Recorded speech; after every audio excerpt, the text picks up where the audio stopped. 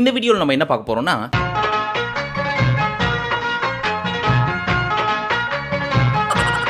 பார்த்த உடனே உங்களுக்கு கண்டிப்பா தெரிஞ்சிருக்கும் நம்ம யாரை பத்தி பார்க்க போறோம் எதை பத்தி பார்க்க போறோம் அப்படின்னு சொல்லி. எஸ், தி கிரேட் லைகா ப்ரொடக்ஷன்ஸ் பத்தி தான் பார்க்க போறோம். போன பொங்கலுக்கு நானு, இந்த சம்மருக்கு நீங்களா? பட் லைகா ப்ரொடக்ஷன்ஸ் பத்தி தெரிஞ்சுக்க போறதுக்கு முன்னாடி இந்த லைகானா என்ன அப்படின்றத நீங்க கண்டிப்பா தெரிஞ்சுக்கணும். அப்பதானே உங்களுக்கும் புரியும். சோ சொல்றேன், பொறுமையா கேளுங்க.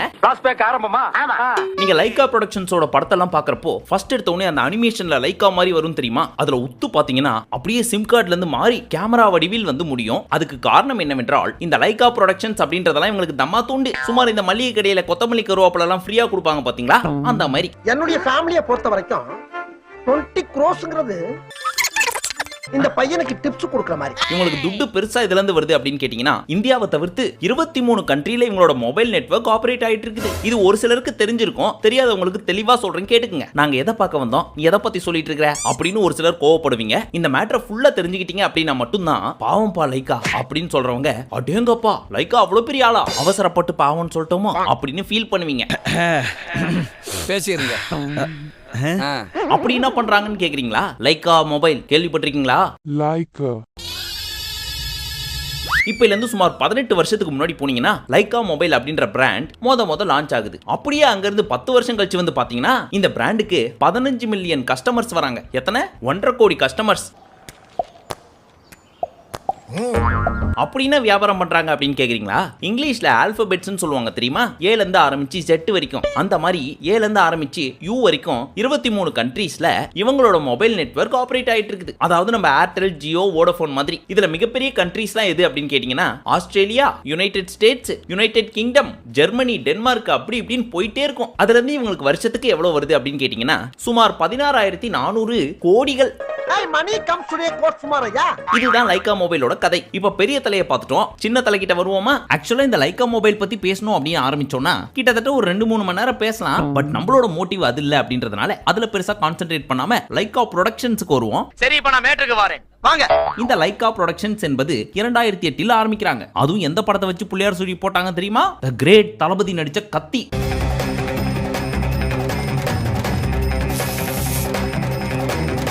அந்த படம் பிச்சிட்டு ஓட வெறும் 70 crores மட்டுமே பட்ஜெட் போட்டு எடுத்த படம் ஆஸ் பர் விக்கிபீடியா கிட்டத்தட்ட 130 கோடியும் தாண்டி போயிடுச்சு. பாக்கெட்ல இருந்து 1000 ரூபாய் விழுந்தா கூட அதை எடுக்கிறதுக்கு டைம் இல்லை.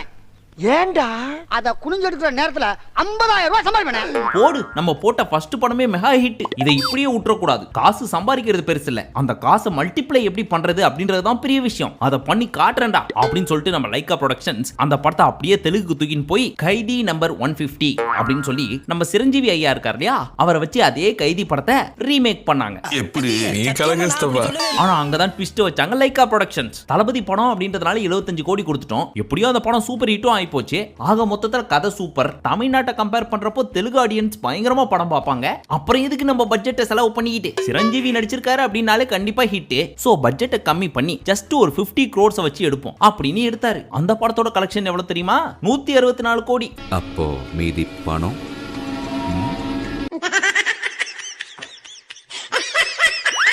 So 70 plus 50 is equal to 120 crores invest பண்ணி 128 crores plus 164 crores is equal to 292 crores. அதாவது டபுள்லாம் கிடையாது, அதுக்கு மேல நம்ம லைக்கா பெருசா துட்டு பார்க்க நல்லா இருக்குது இந்த பொழப்பு. அந்த மொபைல் பிசினஸ் தனியா ஓட்டும், நம்ம இங்க தனியா சம்பாரிச்சிட்டு இருப்போம் அப்படின்னு சொல்லி இன்னும் பிராட் மைண்டா யோசிக்க ஆரம்பிச்சாங்க.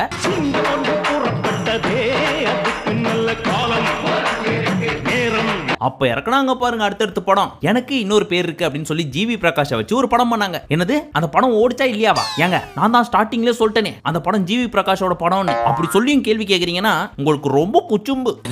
ஜிவி பிரகாஷ் அதை தொடர்ந்து யமன் அப்படின்னு சொல்லி விஜய் ஆண்டனியை வச்சு ஒரு படம் பண்ணாங்க. அது பாவம் பெருசா போல. அடுத்து இப்படை வெல்லும் அப்படின்னு சொல்லி ஒரு படம் வந்துச்சு, அதுவும் பெருசா போல. அடுத்து தியா அப்படின்னு ஒரு படம் வந்துச்சு, ஏஎல் விஜய் டைரக்ஷன்ல அப்படி ஒரு படம் வந்துச்சு. அப்படின்ற மாதிரி தான் ஆகி போச்சு பாவம். இப்படியே பெருசா லாஸை பார்த்துட்டு இருக்க என்ன பண்றது? நம்ம கத்தி படத்துல எடுத்த ப்ராஃபிட் எல்லாமே இதுலயே போயிரும் போல இருக்குதே, இதுக்கு மேல கொஞ்சம் பார்த்து தான் பண்ணணும் அப்படின்னு சொல்லி கோலமாவு கோகிலாவை ப்ரொடியூஸ் பண்ணாங்க. அது பயங்கர ஹிட்.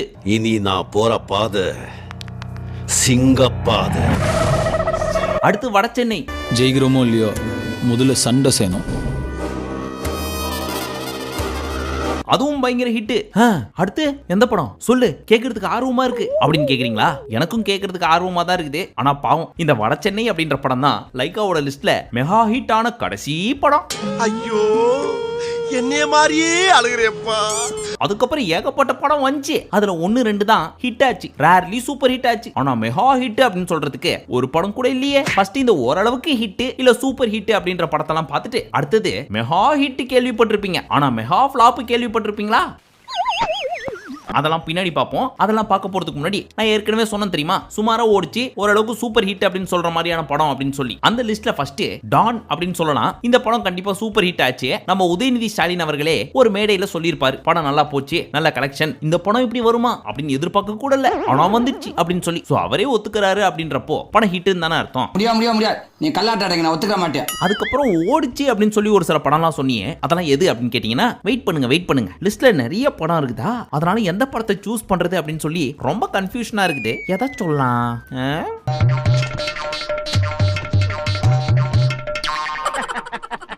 சந்திரமுகி 2 சாரி டங்கு ஸ்லிப் ஆயிடுச்சு. இந்த படத்தை சொல்லலாம். பொன்னியின் செல்வன் 1 அந்த படம் சூப்பர் ஹிட் ஆச்சா அப்படின்னு கேட்டா கண்டிப்பா கிடையாது. அட்லீஸ்ட் ஹிட் ஆவது ஆச்சா அப்படின்னு கேட்டாலும் கிடையாது. அப்ப ஃபிளாப்பா அப்படின்னு கேட்டாலும் கிடையாது. அங்க பாத்தியா, ஆட்டுக்கல்லு மேல உட்கார்ந்து ஒருத்தன் தேங்காய கரண்டிட்டு இருக்கானே, அவனை எப்படி அடிக்கிறதுன்னு தெரியாம நான் வேகாலத்தில் இருக்கிறேன். சொல்ல வந்தது சொல்லிட்டு ஓடி போயிரு. சோ இது எல்லாத்துக்கும் நடு மத்தியில இருக்கிற ஒரு படம். அதாவது ஹிட்னு சொல்லாம ஃபிளாப்னு சொல்லாம ஓடின படம் அப்படின்னு சொல்லலாம். ஆனா கலெக்ஷன் வைஸே ஓரளவுக்கு வாரி கொடுத்துச்சு. ஏன்னா பொன்னியின் செல்வனுக்கு அவ்வளவு ஃபேன்ஸ். அதனால தமிழ்நாடு மட்டும் அல்லாமல் கேரளா, கர்நாடகா, ஆந்திரா அப்படி இப்படின்னு சொல்லி எல்லா டிஸ்ட்ரிக்ட் மக்களும் ஃபர்ஸ்ட் ஷோ பார்க்கிறதுக்கு போயிட்டாங்க. சோ ஓரளவுக்கு போட்ட காசுக்கு மேலேயே வந்துச்சு இந்த படத்தோட கலெக்ஷன் கரைஞ்சிச்சு மாமே. தலைக்கு 10 ரூபான்னு கொடுத்து கூட்டு வந்திருக்கேன். இப்போ உங்களுக்கு ஒரு கேள்வி, படம் சுமாரா தான் இருந்துச்சுன்னு சொல்றாங்க, அந்த படத்துக்கு போட்ட காசுக்கு மேல வந்திருக்குன்னா அதுக்கு காரணம் யார்? Option A Mani sir, option B இந்த கதையோட ஆத்தரான கல்கி அவர்கள், ஆப்ஷன் சி கல்கியோட பேரு கெட்டு போயிடக்கூடாது என்பதற்காக லைக்காவே லாஸ் ஆனாலும் பரவாயில்லன்னு சொல்லி சொந்த காசை போட்டு ஓட வச்ச லைக்கா ப்ரொடக்ஷன்ஸ். சரி, இப்போ ஓரளவுக்கு ஓடின படம், சூப்பர் ஹிட் ஆன படம், ஃபைனலி மெகா ஹிட் ஆன படம், இதெல்லாமே பார்த்து முடிச்சாச்சு. இப்போ பேலன்ஸ் இருக்கிற படத்துக்கு வருவோமா? இந்த இடம் தான் தெரியல இடம். இப்போ வரைக்கும் நம்ம லைக்கா ப்ரொடக்ஷன்ஸ் தமிழ் மட்டுமல்லாமல் தெலுங்கு, ஹிந்தி, அவ்வளவு ஏன் அடுத்து மலையாளத்துல கூட ஒரு படத்தை ப்ரொடியூஸ் பண்ணிட்டு இருக்காங்க. சரி, அது இனிமே தான் ரிலீஸ் ஆக போகுது. அதனால இப்போதைக்கு தமிழ், தெலுங்கு, ஹிந்தி இதை மட்டும் மைண்ட்ல வச்சுக்கங்க, ரிலீஸ் ஆன படம் அப்படின்னு சொல்லி. சோ இந்த 29 படத்துல நம்ம மணி சார் லைக்கா ப்ரொடக்ஷன்ஸ்க்கு எவ்வளவு கடமைப்பட்டிருக்காரு தெரியுமா? பொன்னியின் செல்வன்லாம் இப்போ, அதுக்கு முன்னாடி செக்கச்சி வந்த வானம் அப்படின்னு சொல்லி அற்புதமான ஒரு படத்தை கிரியேட் பண்ணார்.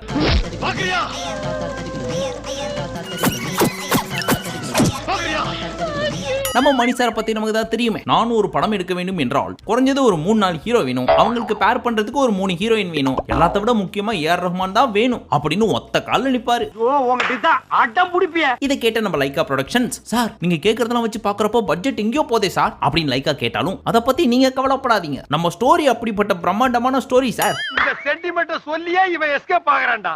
சோ இன்னைக்கு போட போற காசை பார்க்காதீங்க, நாளைக்கு வரப்போது பாருங்க மகாலட்சுமி, அத பாருங்க அப்படின்னு ஒரு பிட்ட போட நம்ம லைக்காவும் தூக்கி மொத்த அமௌண்ட்டையும் போட படமும் ரிலீஸ் ஆச்சு 10 நாட்களுக்கு பிறகு. இத பார்த்த லைக்கா ப்ரொடக்ஷன்ஸ், சரி செக்கச்சி வந்த வானம் தானே போயிடுச்சு, பொன்னியின் செல்வன் எப்பேற்பட்ட கதை, மணி சாருக்காக ஓடலனாலும் அட்லீஸ்ட் கல்கியோட கதைக்காக ஓடிடும் அப்படி நம்பி எடுத்தாரு. ஆனா நம்ம மணி சார் அப்பேற்பட்ட கல்கி கதையே சால்னா கலக்கி மாதிரி கலக்கி எடுத்து நடுவுல இவர் கொஞ்சம் பிட்டெல்லாம் போட்டு விட்டு பொன்னியின் செல்வன் 1 தொடர்ந்து பொன்னியின் செல்வன் 2 அப்படின்னு ரிலீஸ் பண்ணார். ஒண்ணு அந்த படம் ரிலீஸ் ஆன 10 நாட்களுக்கு பிறகு இந்த படம்லாம் ஒரு பக்கம் போயிட்டு இருக்க, மறுபடியும் நம்ம மணி சார் லைக்கா கிட்ட போய், சார் நான் அடுத்தபடியாக தி கிரேட் உலக நாயகனை வச்சு தக் லைஃப் அப்படின்னு ஒரு படம் பண்றேன் சார், என்ன சொல்றீங்க அப்படின்னு கேட்க, நான் என்ன சொல்ல வரேன்னா, சோ நம்ம மணி சார் அப்செட் ஆகி, நீங்க என்ன ப்ரொடியூஸ் பண்றது, எங்க ஆண்டவரும் நானும் சேர்ந்தே ப்ரொடியூஸ் பண்ணிக்கிறோம் அப்படின்னு சொல்லி அவரோட கை குலுக்கிட்டு போயிட்டாரு. நான் இருக்கேன்டா வளர்ந்து போயிட்டு. அதுக்கப்புறம் வரிசையா விட்டாங்க பாருங்க வண்டி கணக்கா நம்ம Lyca productions. Chandramukhi 2, Lal Salaam, last and finally Indian 2. ஆனா இந்த படத்தோட டைரக்டர்ஸ், ஆக்டர்ஸ் அண்ட் ஒரு சில ஆர்டிஸ்ட்ஸ் இவங்க எல்லாருமே அந்த படம் ரிலீஸ் ஆக போறதுக்கு முன்னாடி ஆடியோ லான்ச்ல ஒரு மேட்டர் சொல்லுவாங்க, இந்த படம் இவ்ளோ பிரம்மாண்டமா வர்றதுக்கு முக்கியமான காரணம் லைக்கா ப்ரொடக்ஷன்ஸ் மட்டுமே தான் அப்படின்னு ஒண்ணு போட்டுருவாங்க. இன்றைய இந்த மேடை வரை அரங்கேற்றியது சுபாஸ்கரன் என்றால் அது மிகையா? பொன்னியின் செல்வன் பண்ணோன்னு ஆசை அப்படின்னு 2 நிமிஷம் யோசிச்சாரு, சரி பண்ணுவோம் அப்படின்ட்டாரு. இந்த லிஸ்ட்ல கடைசியா ரிலீஸ் ஆன இந்தியன் 2 இருக்கே, இத பத்தி தேவையான அளவுக்கு அழைச்சிட்டதுனால இதுக்கு மேல அந்த பக்கம் போவேனா. சரி இந்தியன் 2 கூட ஓகே, ஆனா அதுக்கு முன்னாடி சந்திரமுகி 2ன்னு ஒன்னு ரிலீஸ் ஆச்சு பாருங்க. அதை பார்த்ததுக்கு அப்புறம் தான் ஒரு கேள்வி வந்துச்சு. அந்த கேள்வியை நான் உங்கள்கிட்டயே ஒப்படைக்கிறேன். அதுக்கான பதில் உங்களுக்கு எது கரெக்ட்னு தோணுதோ மறக்காம கமெண்ட் செக்ஷன்ல சொல்லுங்க. அந்த கேள்வி என்னவென்றால், நம்ம லைகா புரொடக்ஷன்ஸ் இந்த மாதிரியான படத்தெல்லாம் ப்ரொடியூஸ் பண்ண போறதுக்கு முன்னாடி உண்மையிலே கதையை உட்காந்து கேட்பாங்களா? நோ ப்ரொஃபசர், அதுக்கு முரண்பாடாத கமெண்ட் கொடுத்து குழப்பிட்டீங்க. இதுக்கு உங்களுக்கு ஆப்ஷன்ஸும் தரேன். மறுபடியும் ஆப்ஷன் ஏ, கண்டிப்பா கதை கேட்பாங்க. ஆனா சொல்றப்ப மட்டும் வண்டியா சொல்லிட்டு படத்தை எடுத்து முடிச்சதுக்கு அப்புறம் வந்து போட்டு காட்டுறப்போ, அட பாவீங்களா இதுல என்ன இருக்குன்னு 500 கோடி வாங்குனீங்க அப்படின்னு கதறி அழுவாரா? ஆமாங்க, அவ்வளவுதாங்க மேட்ரு. ஆப்ஷன் பி, இந்த படம் ஒரு அட்டு படம்னு கதை சொல்றப்போ எனக்கு தெரியும். ஆனாலும் லைகா மொபைல் வச்சிருக்கோம் இல்லையா, அதுல நிறைய டாக்ஸ் எல்லாம் வருது. அதெல்லாம் சமாளிக்கிறதுக்கு இந்த மாதிரி லாஸ் எல்லாம் காமிக்கிறதுக்காக எங்களுக்கு தெரிஞ்சே செய்யறதா இதெல்லாம் இப்படின்னு நினைக்கிறாங்களா? இல்ல ஆப்ஷன் சி, டைரக்டர்ஸ் எல்லாரும் சேர்ந்து, சார் நீங்க மட்டும் எங்க படத்தை ப்ரொடியூஸ் பண்ணலன்னு வச்சுங்க, இதுக்கு முன்னாடி எங்களோட படத்தெல்லாம் ப்ரொடியூஸ் பண்ணீங்க தெரியுமா, அந்த படத்தை உங்களுக்கே திருப்பி போட்டு காட்டுவோம் அப்படின்னு மிரட்டுறாங்களா? இந்த மூணுல எதுன்னு சொல்லி மறக்காம கமெண்ட் செக்ஷன்ல சொல்லுங்க. சரி, இப்ப சொன்னது எல்லாமே பெரிய பெரிய படம். இதுக்கு நடுவுல ஹிந்தில 2 படம் பண்ணிருக்காரு. ராம் சேதுன்னு ஒரு படம், அப்புறம் குட் லக் ஜெரின்னு ஒரு படம். இந்த 2 படமும் எதிர்பார்த்த மாதிரி பெருசா போல. தமிழ்ல பாத்தீங்கன்னா நம்ம சுந்தர்சி என்ன ஒரு மேட்டர் செஞ்சிருக்காரு, வந்தா ராஜாவா தான் வருவேன் அப்படின்ற பேர்ல. அது கண்டிப்பா நம்மள யாரும் பெருசா மறந்துருக்க மாட்டோம். அப்ப நான் பட்ட வேதனை இருக்கே, அந்த வேதனை. இந்த மாதிரி ஒரு சில குட்டி குட்டி படங்கள்லாம் கூட பண்ணியிருக்காரு. அதெல்லாம் பேசணும்னா பேசிட்டே போயிட்டு இருப்போம். இதுல லாஸ்ட் வீடியோல சொல்லியிருந்த மாதிரி அடுத்த 2 படம் என்னன்னு தெரியுமா? விடாமுயற்சியும் வேட்டையனும். சோ நம்ம தலைவருக்கும் சரி தலைக்கும் சரி ஒரு மிகப்பெரிய வாழ்த்துக்களை சொல்லிட்டு இந்த கதையோட முடிவுக்கு வந்துருவோம். இவ்வளோத்தையும் பண்ண இந்த லைகா புரொடக்ஷன்ஸோட ஓனர் யார் தெரியுமா? நம்ம சுபாஸ்கரன் சார். யார் பத்த பிள்ளைங்க நம்ம பிரச்சனையை பூரா தீர்த்து வைக்க. சுபாஸ்கரன் சார், சத்தியமா சொல்றேன், இந்த டைரக்டர்ஸ்க்கெல்லாம் கொஞ்சம் கூட மனசாட்சி இல்லையா? உங்களை போட்டு இந்த அடி அடிச்சாலும் கொஞ்சம் கூட அசராம ஃபீனிக்ஸ் பறவை மாதிரி திருப்பி பறந்து வந்து இந்த நாள் உன் கேலண்டர்ல குறிச்சு வச்சுக்கோ அப்படின்னு நம்ம அண்ணாமலை ரஜினிகாந்த் மாதிரி கெத்தா வந்து நிக்கிறீங்க பாருங்க. அது பெருமை இல்ல சார், சத்தியமா அது பெருமை கிடையாது. நீங்க திரும்பி வர வர உங்களை போட்டு குத்துறதுக்கு அடுத்து பல டைரக்டர்ஸ் வெயிட் பண்ணிட்டு இருக்காங்க சார். ரொம்ப ஆவலோட எதிர்பார்க்கிறாங்களே. சோ ஒரு சின்ன சஜஷன் மட்டும் சொல்றேன் சார், அதை வேணும்னா எடுத்துக்கங்க, இல்லனா விட்டுருங்க சார். ஏன்னா உங்களுக்கு தெரியாது கிடையாது, பல கண்ட்ரில பல கோடியை பார்த்துட்டு இருக்கீங்க. இருந்தாலும் சொல்லணும்னு தோணுச்சு, அதனால சொல்றேன். இதுக்கப்புறம் நீங்க பெரிய படம் ஏதாவது ப்ரொடியூஸ் பண்ணணும் அப்படின்னு நினைச்சீங்கன்னா, ஒரு சாதாரண கதையை பிரம்மாண்டமா சொல்ற ஒரு சில டைரக்டர்ஸ் எல்லாம் விட்டு ஒரு பிரம்மாண்டமான கதையை சாதாரணமா சொல்லுவாங்க தெரியுமா? சான்ஸே கிடைக்காம சின்ன சின்ன டைரக்டர்ஸ் அவங்க எல்லாம் கொஞ்சம் மைண்ட்ல வச்சு டைம் ஒதுக்கி அதை கேட்டு அந்த மாதிரியான படத்தெல்லாம் ப்ரொடியூஸ் பண்ணீங்கன்னு வச்சுங்க, நிறைய யங் டேலண்டட் டைரக்டர்ஸும் வெளியே வருவாங்க. நீங்களும் நிறைய கல்லா கட்டலாம். எல்லாத்தையும் தாண்டி லைகா புரொடக்ஷன்ஸ் மட்டும் தான் யங் டேலண்ட்ஸை ஊக்குவிக்கிறாங்க அப்படின்ற பேர் உங்களுக்கு கண்டிப்பா வரும் சார், என்ன நம்புங்க. மைண்ட்ல வச்சிருக்கிறேன், யூஸ் பண்ணிக்கிறேன்.